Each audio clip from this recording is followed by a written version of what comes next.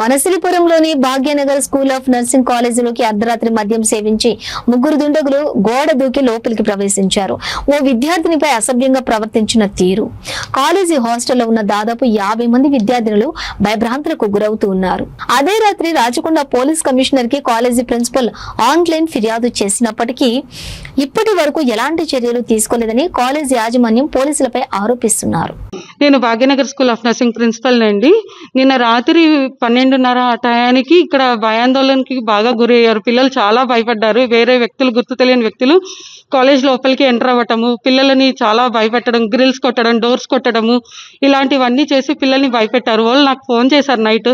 So నేను వెంటనే పిఎస్కి call చేసి నేను ఇన్ఫర్మేషన్ కూడా ఇచ్చానండి. ఇన్ఫర్మేషన్ ఇచ్చాక వాళ్ళు వచ్చారు, వాళ్ళు చూసుకున్నారు. కొంచెం అంటే దాంతో కొంచెం ఊరట ఉంది, కానీ మాకు ఇంకా ముందుకు కూడా ఇలాగ జరగకుండా మాకు సెక్యూరిటీ కావాలని చెప్పి పిల్లలకు సంరక్షణ కోసం అడుగుతున్నానండి నేను.